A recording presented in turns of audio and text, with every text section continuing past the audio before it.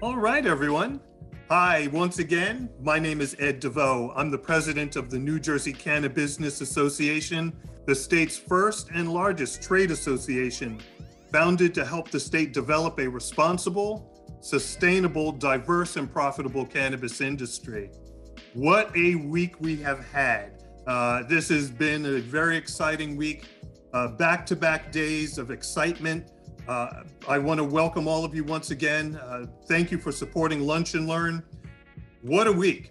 So 420, I was fortunate enough to actually be with many of our medical patients, our medical advocacy groups on the lawn in front of the State House Annex. I want to thank Lefty Grimes. I want to thank Jim. I want to thank Ken Walski. I want to thank all those that have done so much to help the adult use industry take off.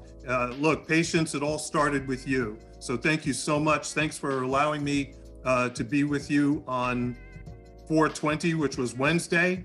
And then yesterday, look, historic day for New Jersey. Whether you are a cannabis fan or not, I was fortunate to spend the transition day with our friends at Acreage. I want to thank Acreage, the Botanist, which is their facility there in Williamstown. I was there. Marvin Washington of the NFL was there with me. The gentleman on my far left, very familiar face from Fox and Friends, also in the insurance industry, a sports agent as well, and the beautiful young lady part of Acreage. Thank you guys for asking me to be there. I was great. It was a great opportunity. Now, the one thing that did set me back, Marvin Washington actually made the first purchase of recreational cannabis, and I made the second. So I don't know why I couldn't get the first purchase, but I was just glad to be there. And once again, Acreage, thank you. Thank you for your membership. Thank you for letting me come and share the transition from medical only to adult use as well. Amazing day. And again, I want to congratulate not just the ATCs that made the transition, but look, all of you applicants that are out there, we are closer to having you named as retail facilities today than we were yesterday. So keep up the good work. Continue to get your applications in. All of you who submitted your applications back in December, hang in there. They're rolling out approvals. New Jersey is doing a good job. I know it's been a long time coming, but guess what? We've been prudent. We've been prudent with what we've done, and thus the success. So guess what? People yesterday forming all those lines that you saw, they were from New York. They were from Pennsylvania, because guess what? They don't have what we have. So kudos to New Jersey once again. And so being in Williamstown reminds me, look, we are a statewide organization. I enjoy traveling the state, visiting our member companies, going to events. And speaking of events, next Wednesday, April 27th, we're being hosted by the UFCW in West Berlin. Please visit our website, register, attend our in-person networking event next Wednesday at the UFCW in West Berlin from 6 to 8 p.m. Come join us.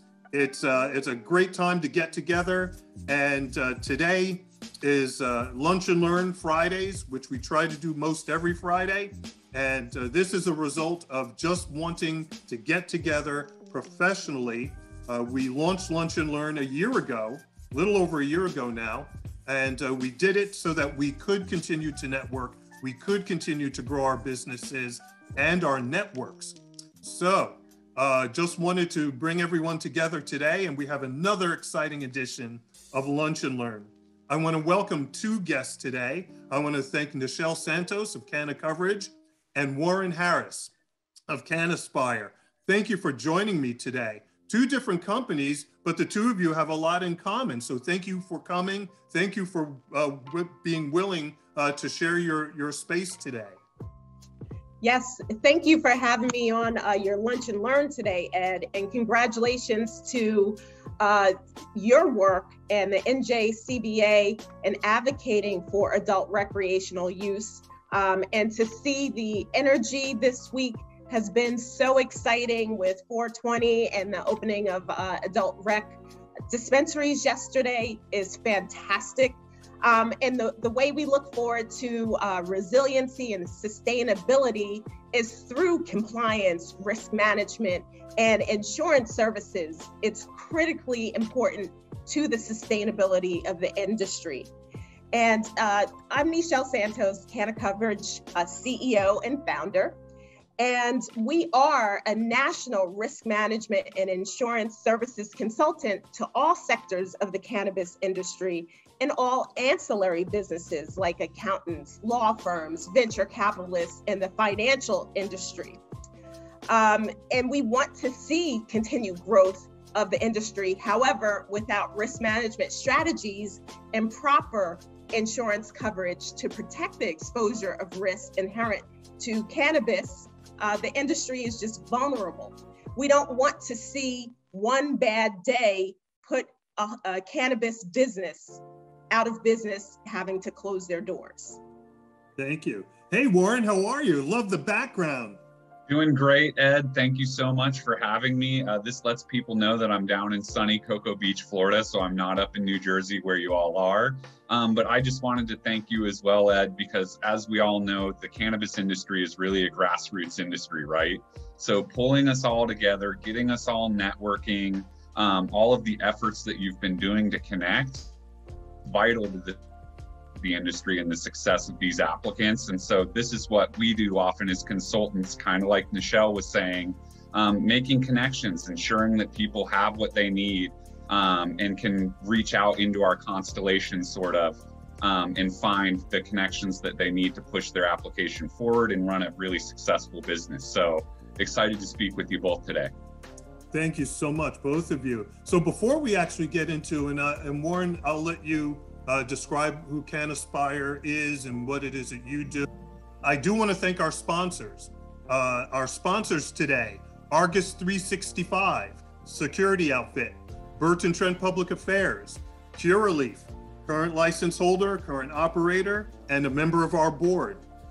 Eaze, Financial Resources, Federal Credit Union, Garden State Greenhouse, Puffin, Entrepreneurs and Investors, Saks LLP, Todd, thanks so much. Sheet Metal Workers, Local 19, Sprague Energy, want to thank Rich for being here with us today. Syska Hennessy Group, it's an engineering firm. The UFCW, Locals 360 and 152, and Weeds Direct. I want to thank our sponsors. You guys are tremendous. Couldn't do it without you. So Warren, if you want to continue and talk about Cannaspire and explain a little bit about the regulatory and compliance environment in which you work. Absolutely. So an easier path is to tell you just briefly who I am and how I got to where I'm at, right? So Warren Harasz, I'm Vice President of Regulatory Compliance at Cannaspire. I've been a cultivator for 15 years. So any way that you can cultivate cannabis, indoor, outdoor, clean room, hydroponic, deep water culture, organic living soil, I have done it. I was operating a boutique farm in Sonoma County, producing about 200 pounds of organic cannabis a year. I was also working on my dissertation at Cal Berkeley, and I'm currently PhD ABD. I got picked up by Big Island Grown in Hawaii. I helped write their business license application. I was a cultivation consultant. I wrote all of their facility SOPs. Employee handbooks, and also did employee training for their entire cultivation facility and their vertically licensed company, currently the #1 in Hawaii. So what does Cannaspire do? Well, we primarily help people with business license applications, and we're really on the plant touching side. So we have a host of cannabis industry experts like myself that have done this type of technical writing, that know how to create compliance documents and create records. We can create checklists and in-house audit forms, just whatever the client needs to have sort of a custom suite to ensure that they're ahead of regulators. And just like Nichelle was saying, so that one bad day or oh, hey, I'm sorry, I didn't know, isn't going to cut it with regulators, right? So you just want to make sure that you're, apprised of all of the current regulations and laws, and that you already have a system of record keeping in place to keep you ahead of that so that you don't miss even one day of production or hefty fines. That's neat. So Nichelle, when we talk about record keeping and making sure that from a compliance standpoint that we're following the rules, we're following the regs, insurance backs that up? Absolutely. I can pick up right where Warren left off. Compliance is important, your proper documentation. That's the foundation of your business. So we come in as risk managers and insurance services consultants, starting with a risk assessment.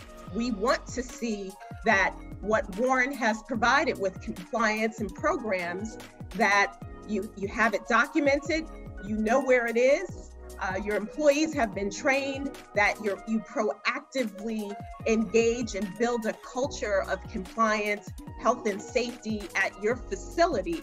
So we do a risk assessment. We have over 300 touch points, and we identify the gaps and then help mitigate those risks as step 2. So what can we do to provide corrective action? Because our goal is to mitigate risk, prevent claims and incidences from occurring, and lessen the probability, the frequency, and severity of those claims. So risk mitigation of those programs. And then the third step is risk transfer, which is insurance. So if you do have a claim, we want to be sure that you can recover financially and that one day does not put you out of business. So we work with carriers across the country, right? This is still a highly specialized market of insurance services. So we have those relationships. I've been in the industry for over 20 years. My business partners as well. So we have collectively over 60 years experience in the insurance industry. I also served as a safety engineer for chemical manufacturers where we made highly hazardous chemicals. So we're bringing the standards from the Code of Federal Regulations, from OSHA, Occupational Safety and Health Administration, and overlaying that on the cannabis industry. There's no other industry like pharmaceutical, tobacco, alcohol. There's all standards, national standards, even international standards with ISO 9001. So we're bringing those standards, those compliance practices to the cannabis industry. And it takes the creation of the public and private relationships to move these standards forward to protect the sustainability of the cannabis industry. That's a really great point, Nichelle. I want to jump right in on that because what I'm seeing on our side is we know that the feds are coming in, right? It's going to be a matter of just a few years until federal legalization happens. OSHA is going to ramp up. ATF could get in the game, USDA with edibles, right? Like all of these standards are going to be input. And currently what we see is we have large cultivators, manufacturers. They really don't want to pursue GAP or GMP or, GRP for retail, these federal certifications. And what's going to happen is at some point, the feds are going to get involved and all of these businesses are going to be behind the 8 ball trying to get back into compliance, right? So it's definitely something that the small operators, look, it's just a big expense right now. It's better to make your money and try to plan, looking ahead towards the federal regulations, getting as close to that in your SOPs in your operation as possible. That way, when you do make the transition to a full GMP certified facility, the gap analysis isn't far off, right? So you don't have a huge gap in what your compliance is doing. And just like Nichelle was saying, the ISO standards are really important. We're currently helping some testing laboratories in New Jersey through the ISO 17025 accreditation process. It's pretty rigorous. It requires process validation, calibration, quality manuals. It's pretty technical. And so my advice is to get in touch with people like Nichelle and I that have a background that actually understand this stuff, because most cannabis industry operators don't really have a sense of this high federal level of regulation. So I just, Nichelle, that was a really great point you were making about looking towards these other industries, alcohol and tobacco, because that's ultimately where we're heading in cannabis. So let me ask, because this is, you're making a good point, and you're using phraseology, and you happen to talk about new companies, small companies, big companies. So let's imagine a square: newcos and existing companies, plant touching and ancillary. Nichelle, if you could talk a little bit about why newcos should be talking to you, why existing companies should call you, plant touching companies absolutely need insurance, and then maybe the ancillary businesses. So kind of work your way around that imaginary square.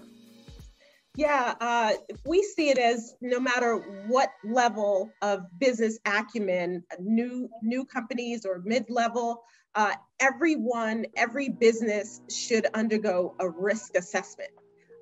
Collecting that data tells us the story of who that company is. It gives us that blueprint and provides the roadmap in risk mitigation and where we should go. Our goal is to educate the business owners to improve their business acumen, and let them know that these insurance products are available. For instance, for cultivation, back in the day, there was no such thing as crop insurance. You would just hope the DEA didn't find your crop and burn it down.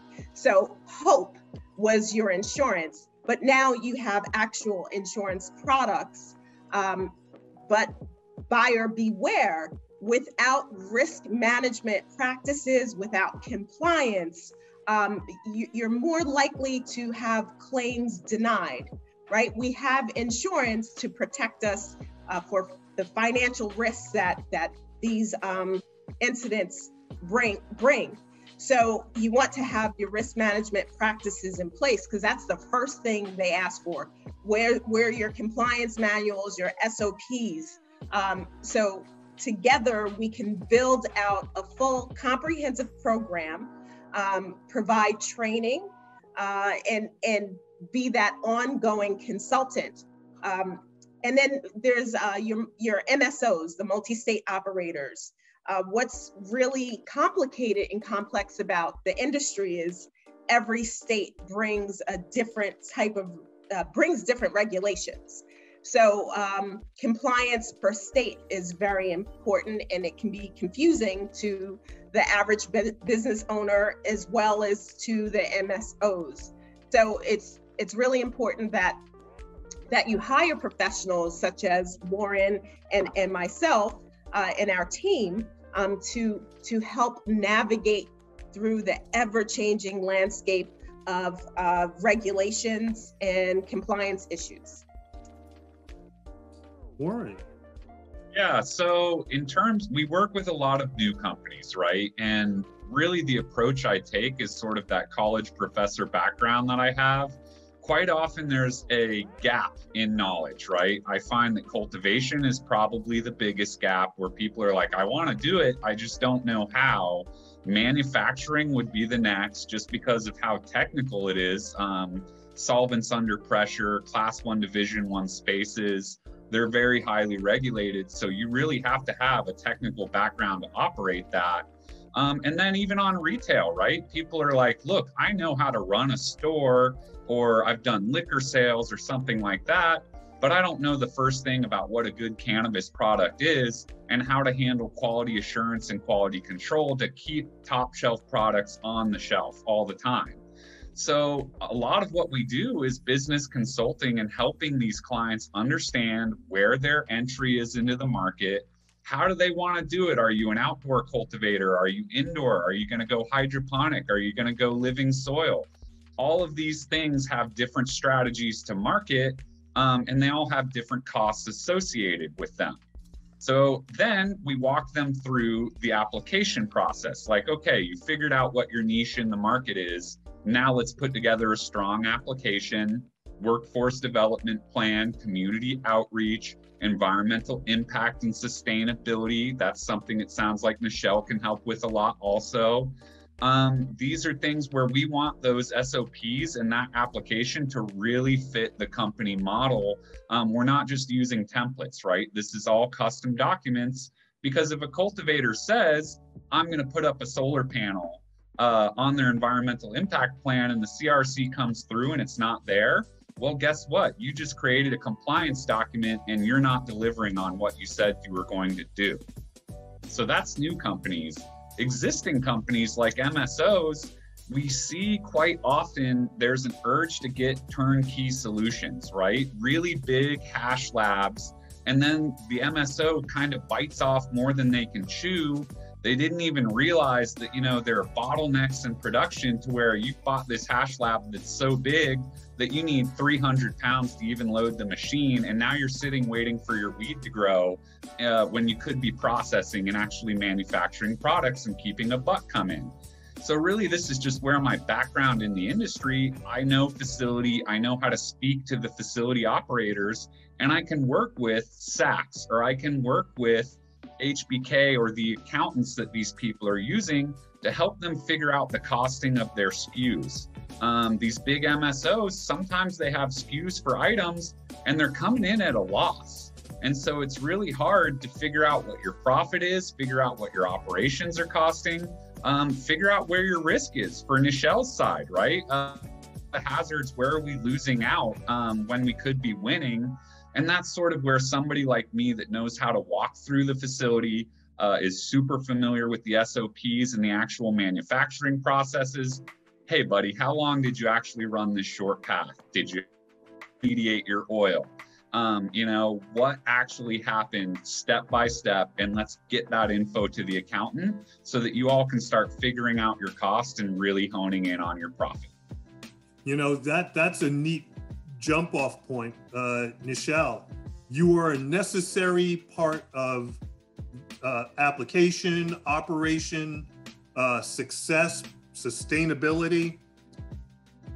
Can somebody ask, okay, well, how much does it cost? And I know we have a lot of potential newcos that are with the association.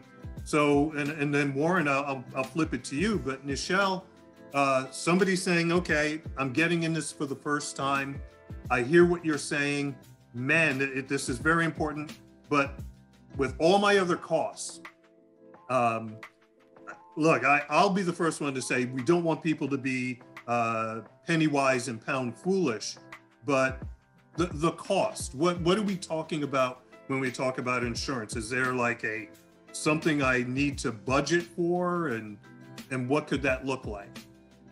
Right, it's all about process and what Warren described, process safety management, going through all of the steps that you have to go through to set up your business, to operate, to mitigate risk. There's a cost associated with each one.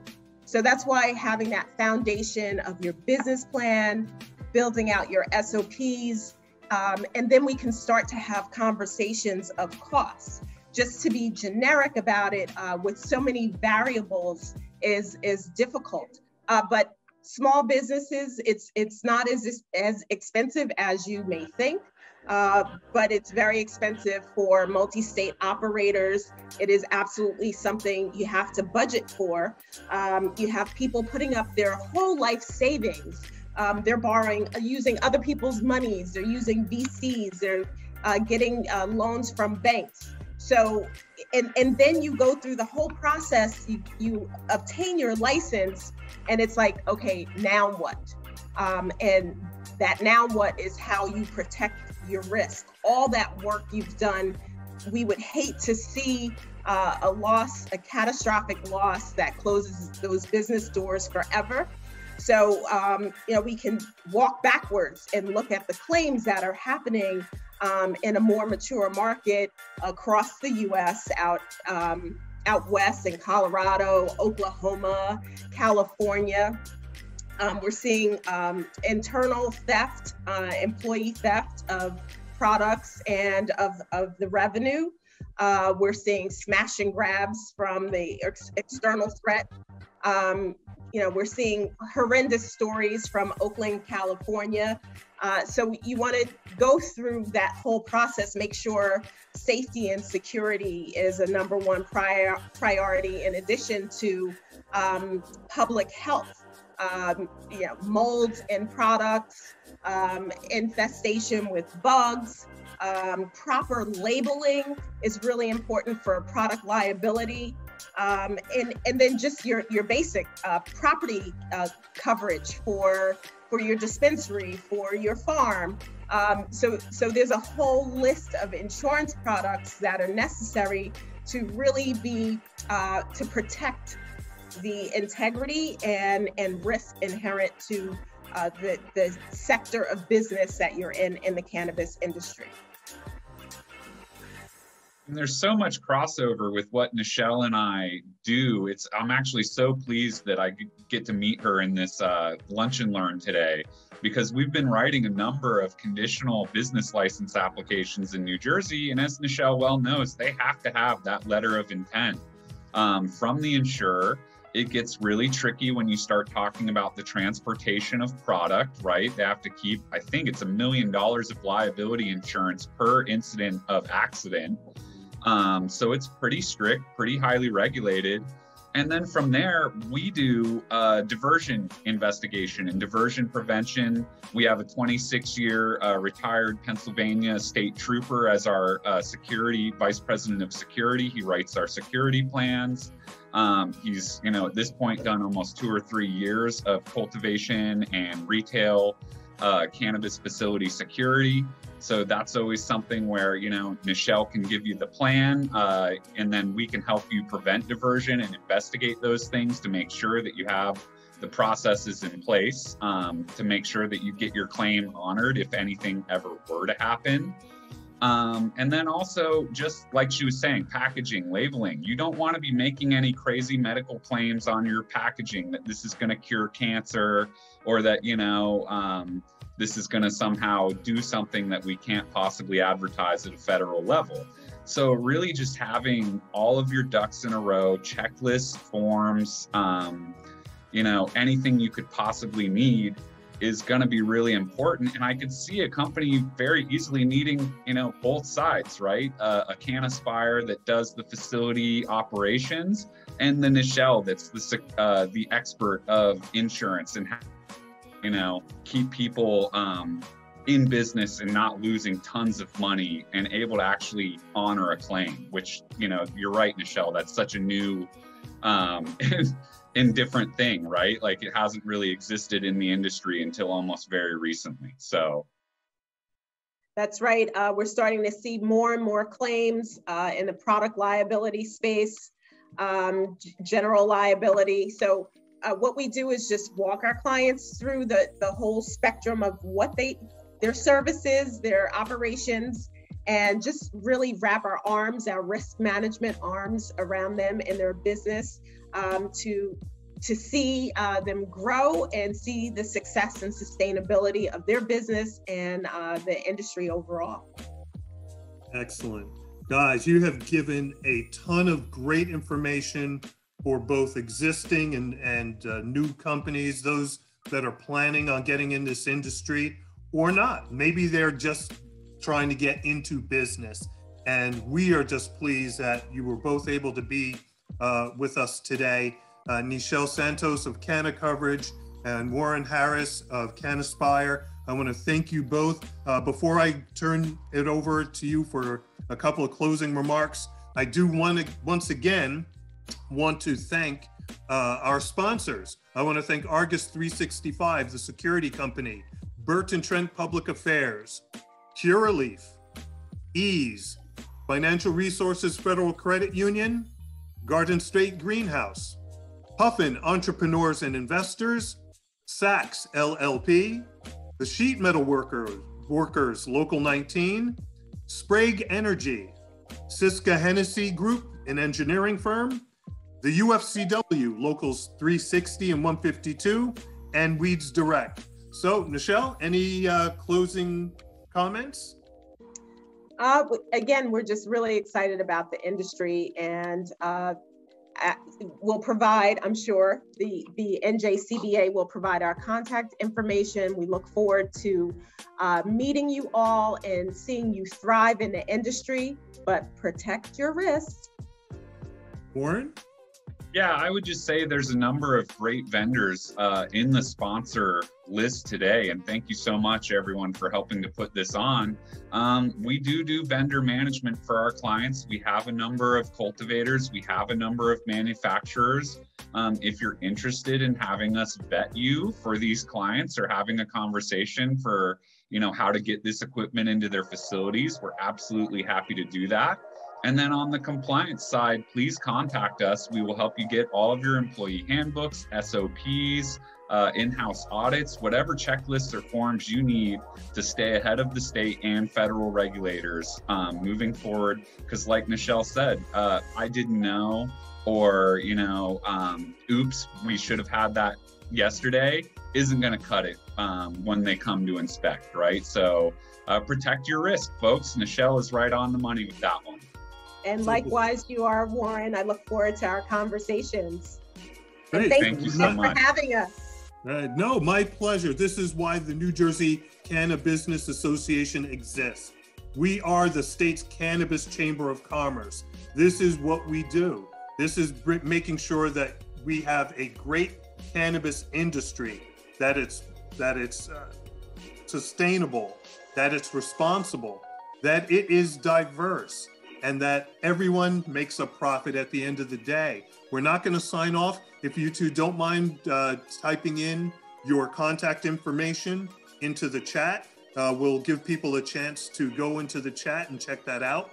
Once again, I want to remind everyone, next Wednesday, April 27th, come be with us in an in-person networking event at the UFCW in West Berlin. That's next Wednesday from 6 to 8 p.m. in West Berlin. Thank you, Hugh Giordano and the UFCW for hosting us next week. In-person networking event. Again, congratulations to everyone yesterday. Fantastic job by the state. The CRC, look, government, politics, public policy, it can really be mind-boggling sometimes, but New Jersey is getting it right. So thank you, CRC. Thank you for your leadership. And Nichelle, Warren, thank you guys so much. Great session today. I want to thank you. I want to thank everyone for taking time out at lunch. And we look forward to seeing you at our next Lunch and Learn.